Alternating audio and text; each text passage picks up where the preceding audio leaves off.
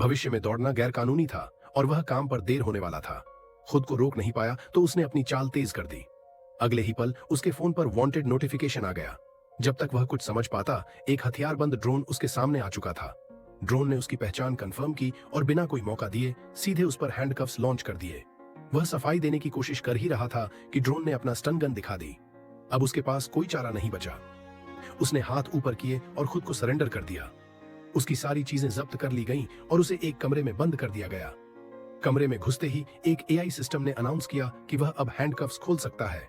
TV पर एक room upgrade का एड चल रहा था। उसने गुस्से में चिल्लाकर लॉयर कहा। अगले ही पल टीवी स्क्रीन पर वकीलों के विज्ञापन आ गए, लेकिन जो सबसे सस्ता वकील था उसकी भी $10,000 की फीस थी। ये देखकर उसका दिमाग हिल गया। फिर उसने देखा कि एक फ्री पब्लिक लॉयर भी अवेलेबल था। बिना कुछ सोचे उसने उसे चुन लिया। लेकिन जब स्क्रीन पर लॉयर आया तो वह भी एआई निकला।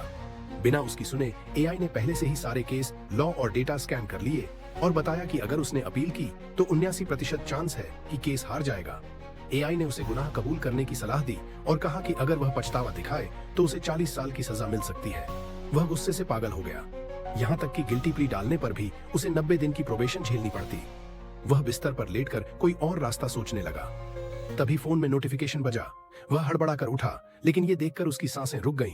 एआई उसके बैंक अकाउंट से पैसे ट्रांसफर कर रहा था, क्योंकि एआई से बात करने के हर मिनट का चार्ज $3 था और अब उसके अकाउंट में इतने पैसे नहीं थे कि वह बात जारी रख सके। वह पूरी तरह टूट चुका था। उसे लग रहा था कि ये सब बस एक बुरा सपना है। लेकिन फिर स्क्रीन ब्लैक हो गई और उसे एहसास हुआ कि ये सब असली था। वह फिर से लेट गया, नींद में खुद को भुलाने की कोशिश करने लगा। तभी एआई ने पूछा, क्या आपको लाइट्स बंद करनी है? उसने हाँ कहा, लेकिन तुरंत एक नया झटका मिला।